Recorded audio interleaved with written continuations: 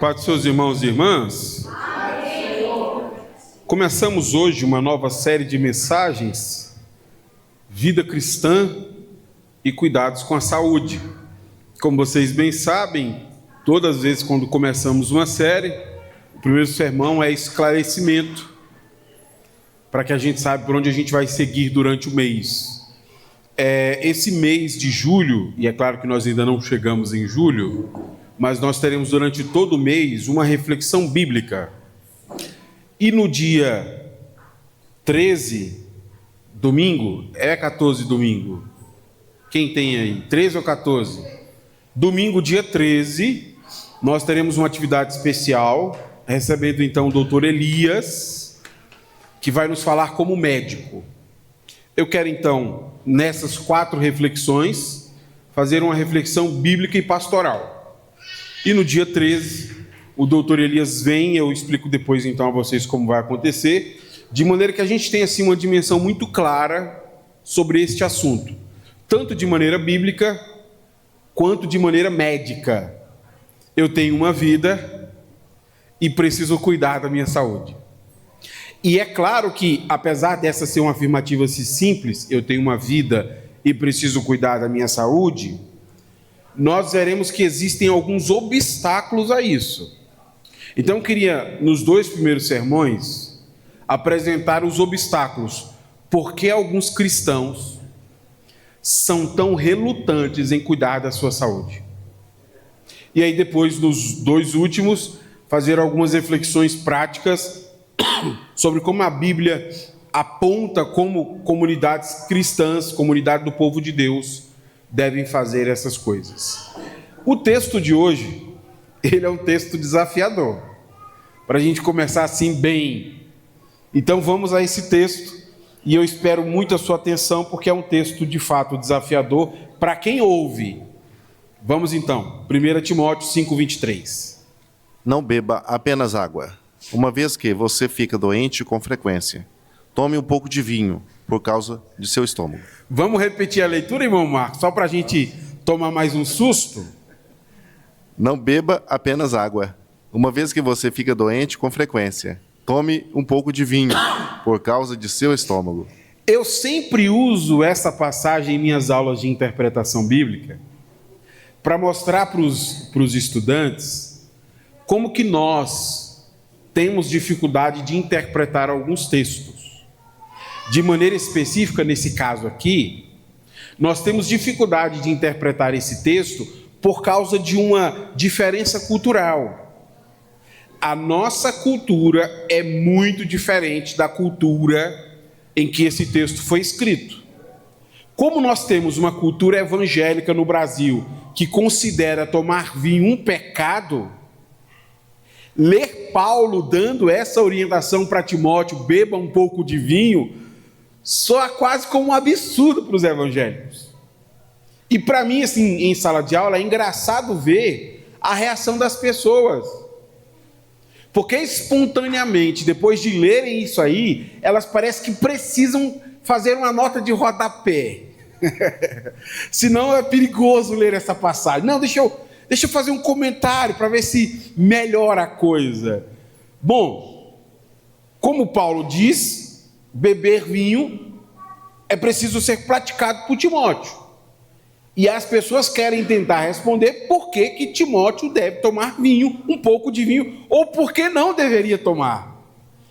É claro que eu não pretendo explicar essa passagem à luz das nossas questões culturais.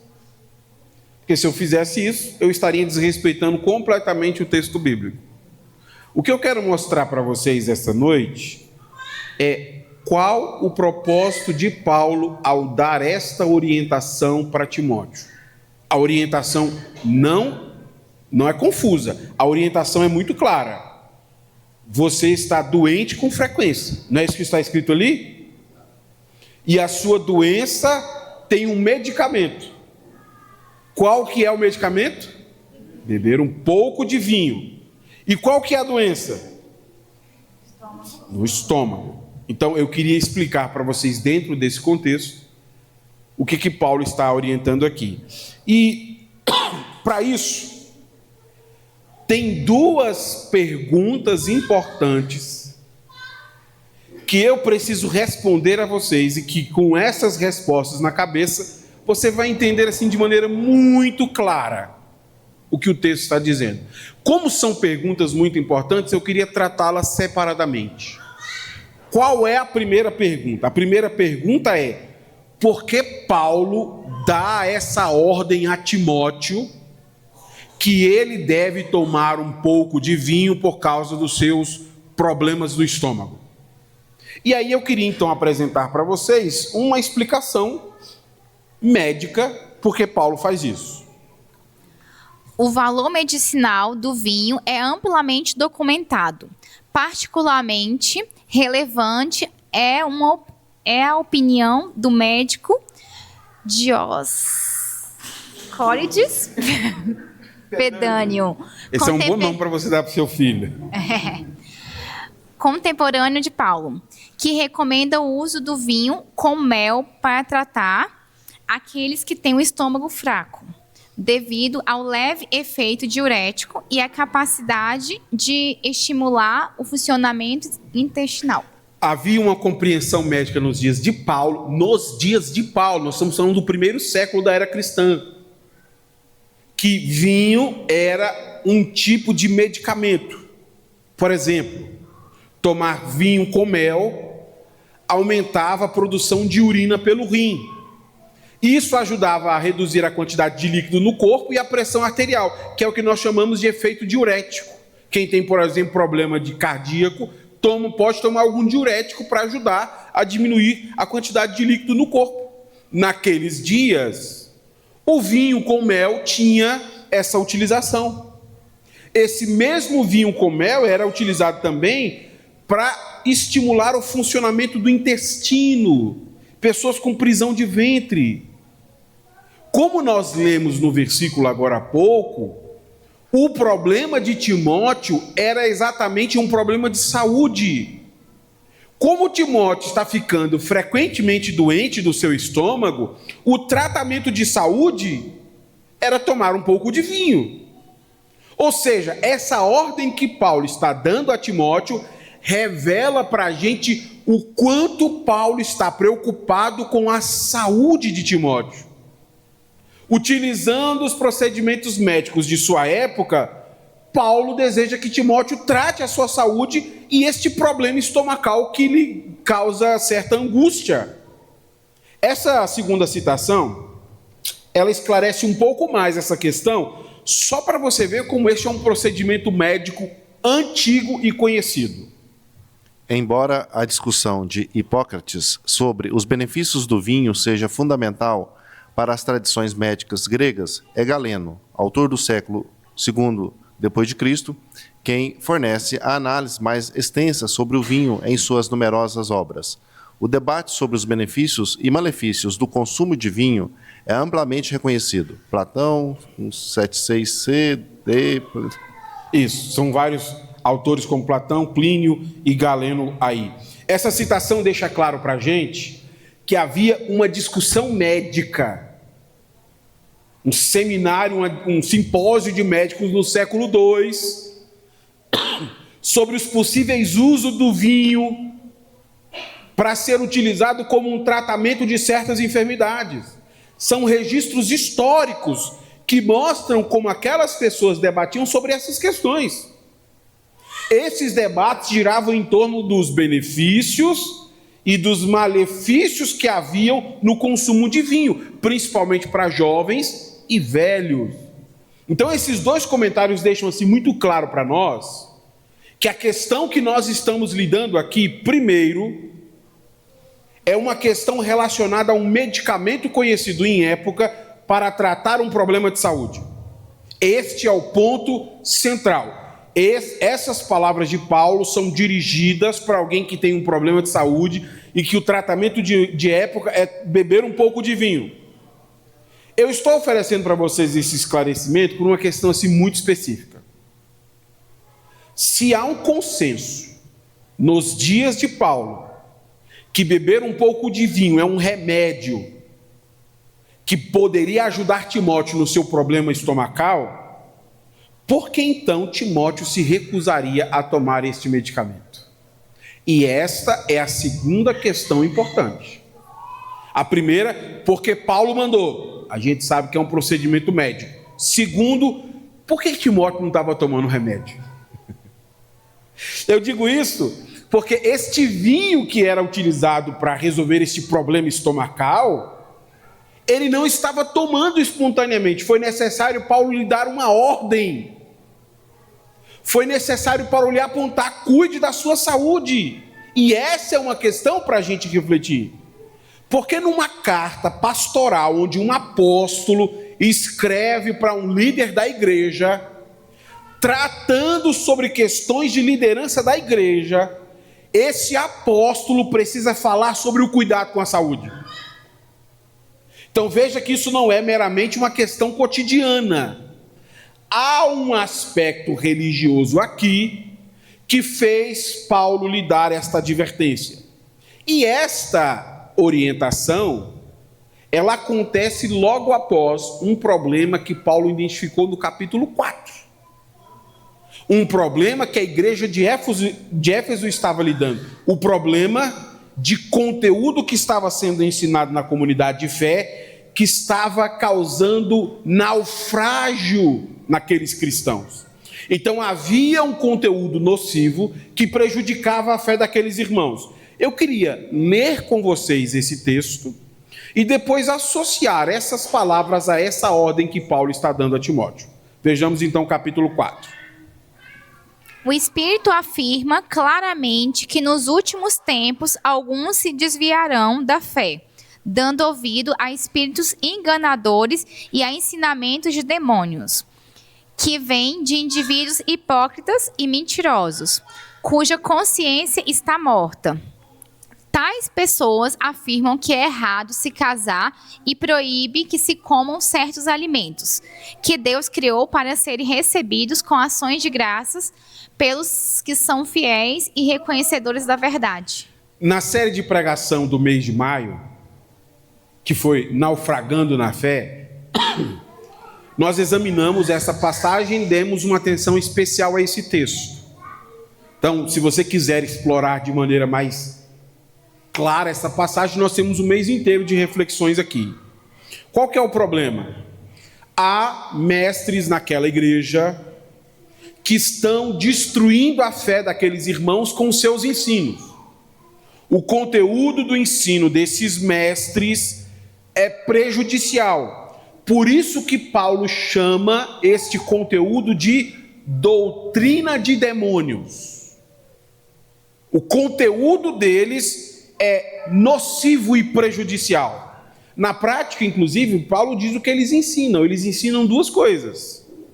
Eles ensinam que aquelas pessoas deveriam deixar de se casar e deveriam deixar de comer certos alimentos. E eu expliquei naquela pregação que o nome disso era ascese, de ascetismo.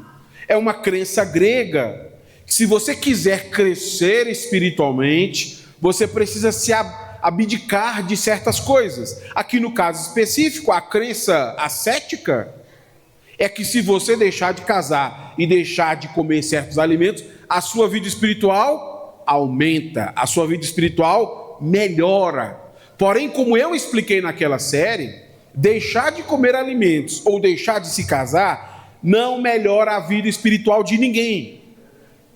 Pelo contrário, Paulo está dizendo que seguir esses ensinos tem levado esses irmãos a naufragarem na fé. E este é o contexto das palavras ditas no capítulo 5. Por que Timóteo deveria tomar um pouco de vinho? Porque Timóteo deixou de tomar o vinho exatamente por ser influenciado pelo ensino da ascese. E olha que problemão, você consegue pensar nisso? O líder da igreja foi contaminado pelo ensino herético. Aqueles homens que ensinavam doutrina de demônios haviam influenciado inclusive o pastor da igreja. E como o pastor da igreja foi influenciado pelo ensino errado, o que o pastor da igreja fez? Parou de tomar os medicamentos, porque achou que isso iria favorecer a sua vida espiritual. Então, Timóteo começou a acreditar, assim como todas aquelas pessoas que ouviram tais ensinos, que se abster desses alimentos faria bem, sua vida espiritual melhoraria. Mas, na verdade, a vida espiritual de absolutamente ninguém estava melhorando. E pior, além da vida espiritual não estar melhorando, a saúde física estava piorando. Você consegue pensar como isso é danoso? Eles não melhoram espiritualmente e ainda pioram fisicamente, porque o estômago de Timóteo piorava cada vez com maior frequência, porque ele não está tomando os medicamentos necessários. Este comentário, então, destaca essa questão, para a gente fechar com uma síntese, e eu partir, então, para as aplicações. Esse verso é um alerta contra uma forma extrema de ascetismo, promovida pelos falsos mestres. A abstinência rigorosa, que incluía o vinho, poderia comprometer a saúde de Timóteo. Paulo deseja esclarecer o que entende por pureza e se distanciar das formas de ascetismo que ele combate.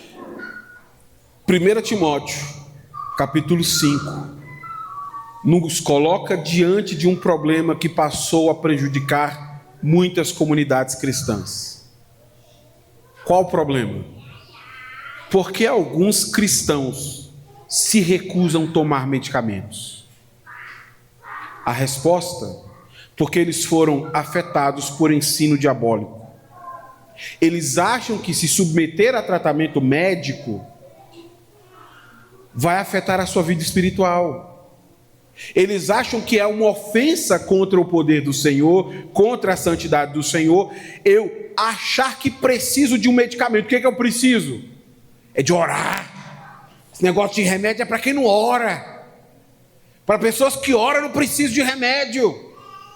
Então, o problema teológico fez com que aquela comunidade e muitos cristãos ao longo dos anos simplesmente não dessem importância alguma para a questão da saúde, porque elas passaram a achar que a nossa vida espiritual era resultado disso. Quanto mais fé você tem de não tomar o remédio, maior será você diante de Deus.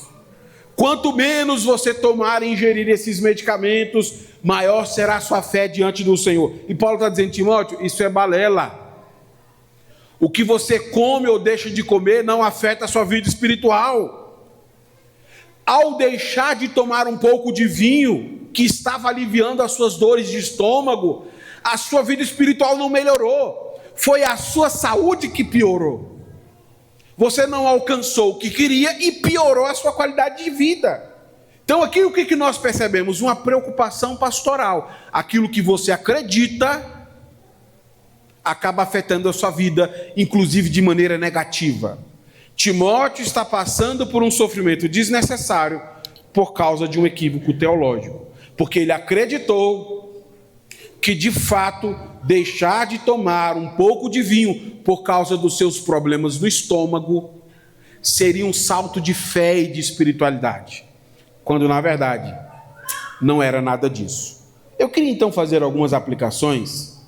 Como que esse texto nos desafia hoje, cristãos que precisam cuidar da sua saúde e lidar com os seus problemas de saúde? Primeira aplicação: interpretações equivocadas da Bíblia podem colocar sua saúde em perigo. Esse é um ponto sensível para muitos cristãos e chega a gerar assim quase que um desconforto. Mas eu preciso fazer porque é importante. Pode ser que as orientações que nós recebemos através da pregação acabem gerando em nós um descuidado com a saúde.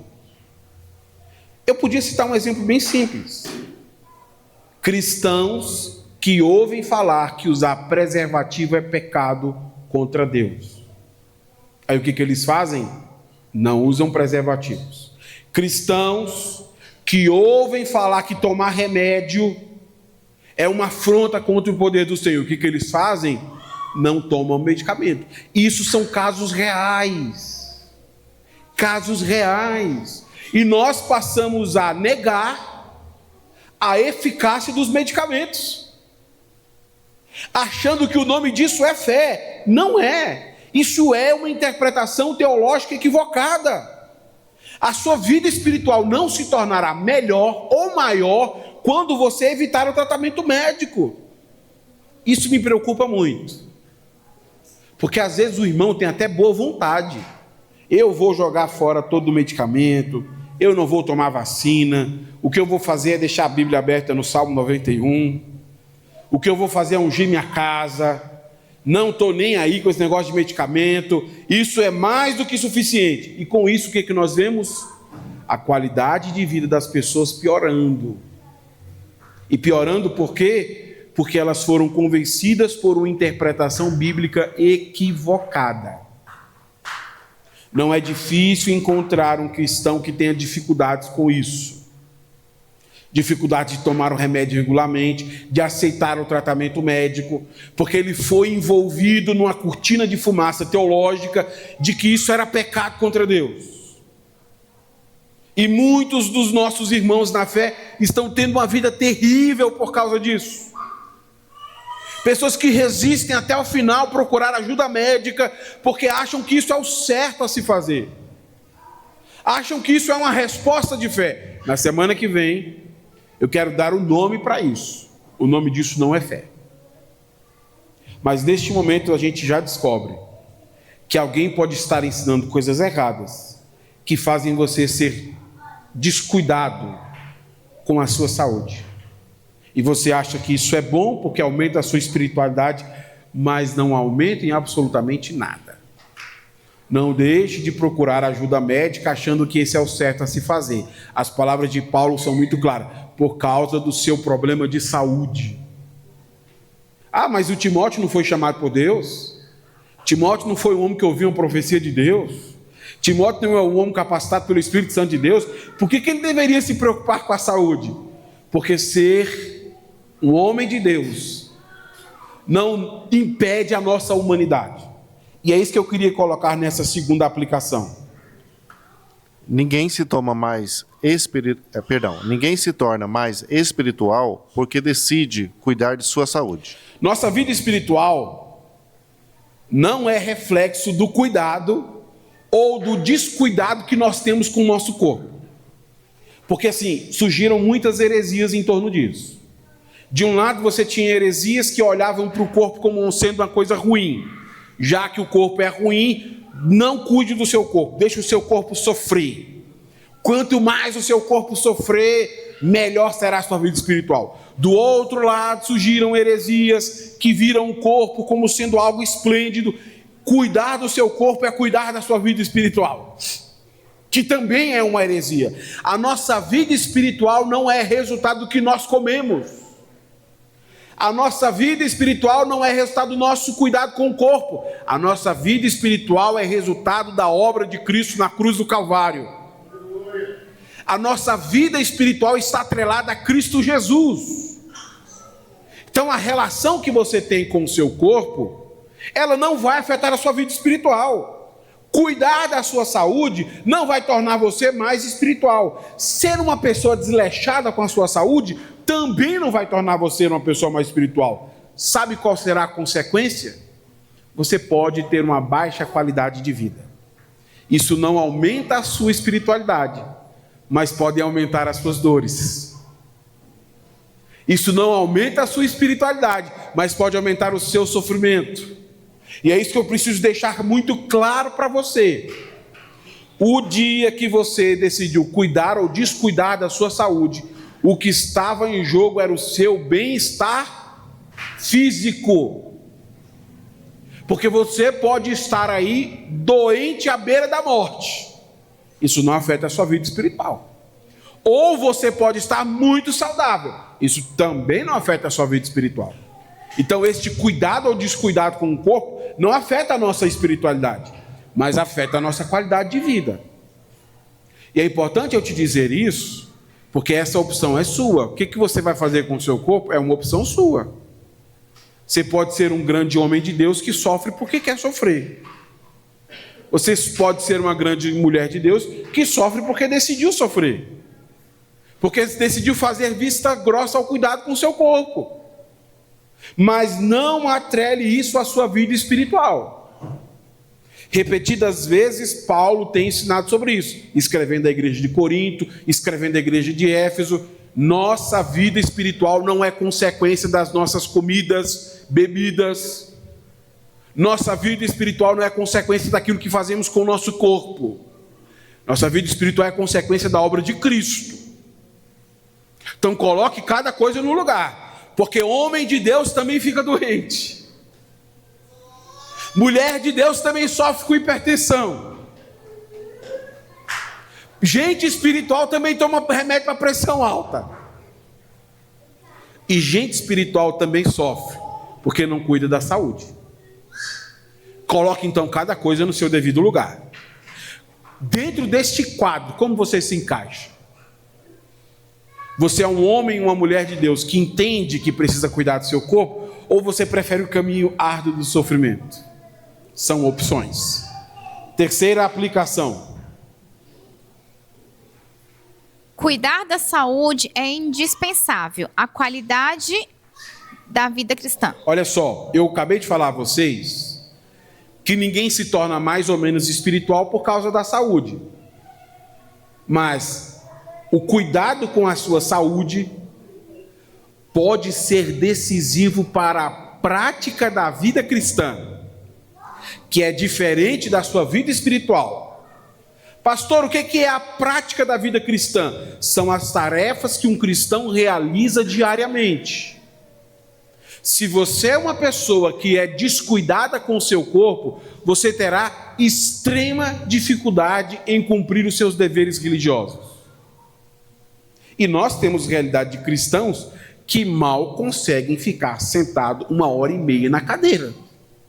Pastor, se pudesse eu vim para o culto todo dia, mas eu venho um dia me sentando de banda assim, de outro, e fico em pé, porque eu não aguento ficar sentado mais de 1h30. Pastor, até queria vir para a igreja, mas eu ando 10 metros, minha perna, ó, incha, que eu mal consigo andar. Pastor, até queria vir para cá, mas tem dia que a pressão, ó, tá lá em cima, 18, portanto, não consigo. Você entende o que eu estou falando? Se você decide descuidar da sua saúde, isso vai impedir a sua vida cristã de ser prática. É uma pessoa extremamente limitada. Irmãos, vamos marcar um dia de consagração aqui na comunidade de fé. Todo mundo jejuando, buscando a presença do Senhor, nos santificando a Ele. Ô pastor, até que eu queria, mas não aguento. Se eu ficar meia hora sem comer alguma coisa, eu até desmaiei só de pensar aqui, pastor. Balancei de pensar. Aí você começa a ser uma pessoa que não consegue fazer absolutamente nada. Se a gente quiser que você participe de alguma coisa, tem que ser na sua casa, deitado na sua cama. Porque a sua saúde te limita absurdamente. Você não consegue orar, não consegue jejuar, não consegue ler, não consegue fazer nada. Pastor, só de olhar um livro assim, minha cabeça parece que eu vou cair. Cabeça dói tudo. Então nós deveríamos ficar preocupados. Se a nossa saúde tem nos impedido de seguir uma vida cristã adequada, nós deveríamos ficar preocupados com a nossa saúde. A minha saúde não deveria ser um obstáculo à prática da vida cristã.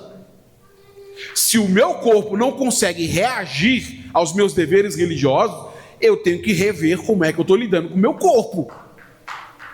Porque chega uma hora que começa a dar pena, gente. A pessoa até queria, ela tem desejos legítimos, mas o corpo não reage. Não reage. Você vai fazer o quê?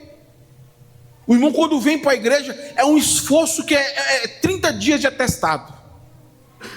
Tem que trazer assim, ajudar a descer do carro, dificuldade terrível. Você fala, nossa, daqui 30 dias a gente se vê, irmão, porque é difícil, não é difícil, pastor. Mas isso deveria nos preocupar. Será que eu estou lidando com o meu corpo de uma maneira que daqui a pouco eu serei uma pessoa incapaz de cumprir os meus deveres religiosos? Uma pessoa que não consegue mais praticar a oração, o jejum, não consegue mais ler a Bíblia, não consegue mais congregar, não consegue mais visitar os necessitados, não consegue nada. Eu sou nada, pastor, não consigo, porque a minha saúde está assim, ó, mal. Eu não sei em que estado está a sua saúde, mas eu tenho certeza que isso afeta a qualidade da sua vida cristã. A sua vida cristã. A maneira como você desenvolve a sua vida cristã. E ao longo de anos como pastor de pessoas mais diversas, este é um obstáculo à prática da vida cristã. Porque o irmão parece, e começa a parecer um problema. Ele fica doente sempre aos domingos. Não te incomoda? Que você só fica doente domingo, a cabeça só dói domingo, a gripe só vem domingo. Segunda-feira você está novo. Você deveria se preocupar. Será que é alguma coisa da sua alimentação? Será que é alguma coisa lá na sua casa? Pode ser o seu travesseiro está dando mofo, e o mofo está dando problema na sua sinusite. Você deveria começar a ficar preocupado. Senhor, não é possível que sempre que eu preciso cumprir os meus deveres religiosos, eu estou mal. Não é possível isso. Então a minha vida cristã não está acontecendo. E não está mesmo. E o cristão começa a ficar fraco. Porque ele simplesmente não consegue mais participar ou se envolver nas suas tarefas religiosas. Isso é um ponto para você refletir. Quanto que o seu corpo tem atrapalhado você na sua vida cristã? Durante muito tempo nós levamos isso como uma brincadeira. Quer ver um exemplo? Eu estou sem sono. O que um crente faz quando está sem sono? Lê a Bíblia. Quando você abre, parece que tem um pó mágico, né? A gente acha engraçado a maneira como os nossos deveres religiosos nos dão sono. Não estou conseguindo dormir, vai orar. Quando você coloca o joelho no chão, parece que o sono chegou. Isso deveria nos incomodar. Porque se nós não estamos conseguindo praticar a vida cristã por causa da qualidade da nossa saúde, a nossa vida cristã não está bem. Não está bem. E por isso que você precisa de medicamentos, de ajuda médica. Pastor, eu acho que é um demônio, pastor. Vá lá em casa, bota um óleo na minha cabeça. Irmão, vamos tratar as coisas da maneira que precisam ser tratadas. Problema de saúde é problema de saúde. Não brinque com a sua saúde, porque ela pode lhe matar.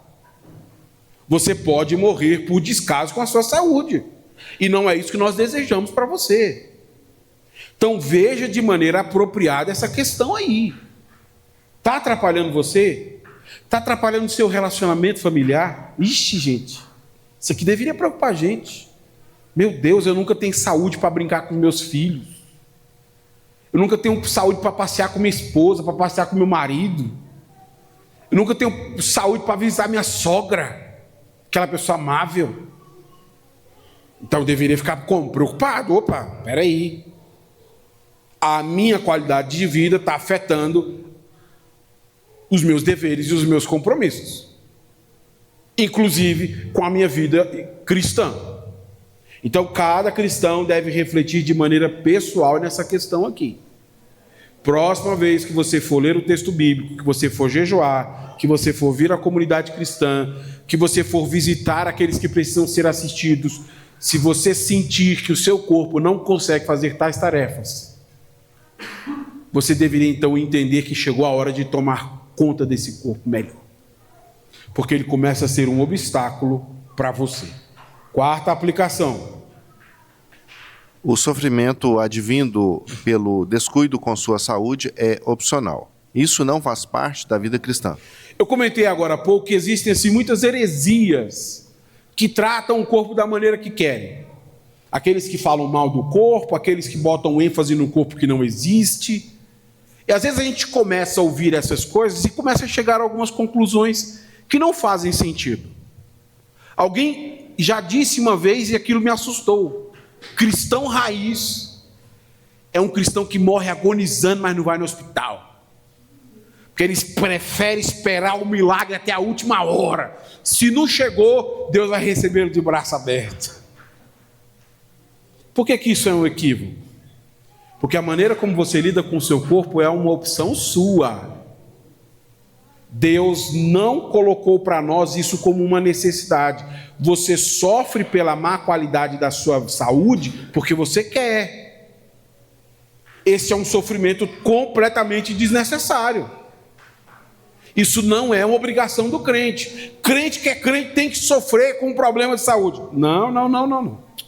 Não existe. Se você está sofrendo por desprezar a sua saúde, foi uma opção sua. Não coloque um peso espiritual nisso, porque não existe. Porque às vezes nós começamos a achar essas coisas bonitas, né?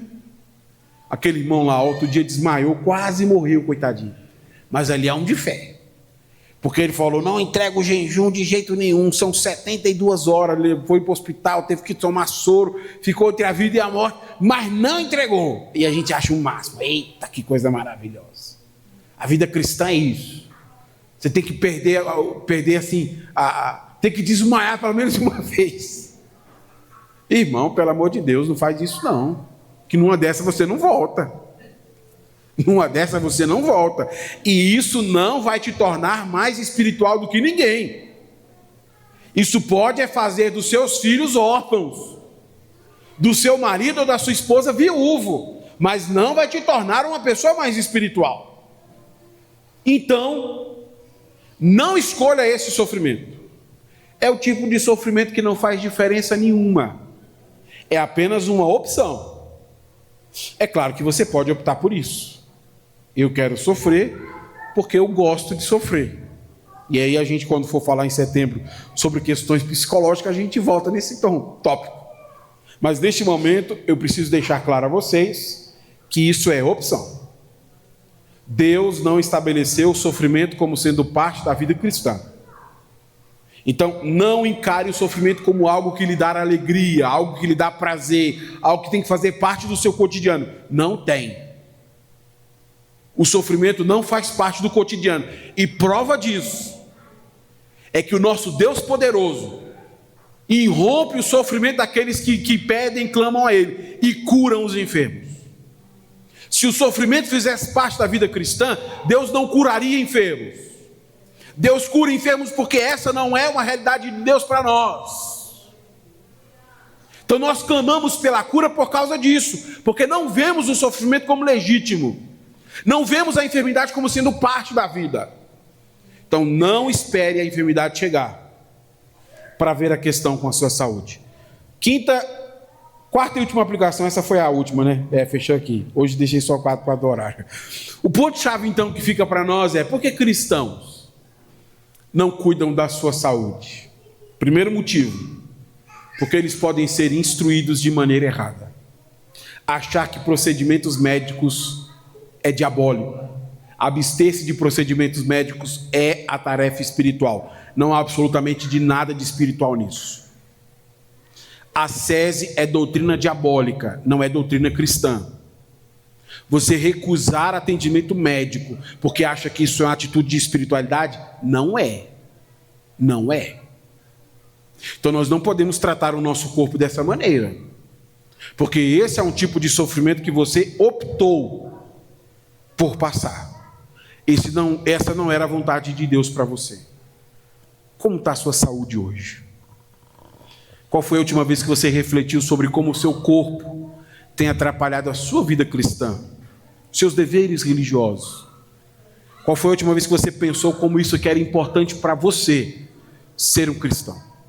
Eu queria orar por isso, porque eu sei que às vezes nós estamos tão cegos para certas coisas que nós temos dificuldade de ver aquilo que Deus está nos dizendo. Pessoas que puxam um versículo fora do contexto e querem provar a todo custo que é isso mesmo: cristão não deve fazer tratamento médico, cristão não deve isso, não deve aquilo. Nós não vamos seguir por este caminho porque ele não é bíblico. A orientação de Paulo é muito clara: Timóteo, tem nada de pecado nisso não, Timóteo. Tome um pouco de vinho por causa dos seus problemas no estômago, Timóteo. Como é que você vai ensinar isso para as pessoas se você não está vivendo, Timóteo? Se você se deixou enganar por uma doutrina diabólica, abre o olho, Timóteo. E agora isso se volta a nós. Vamos ficar de pé, eu quero orar por você neste momento. Deus, neste momento quero te pedir sabedoria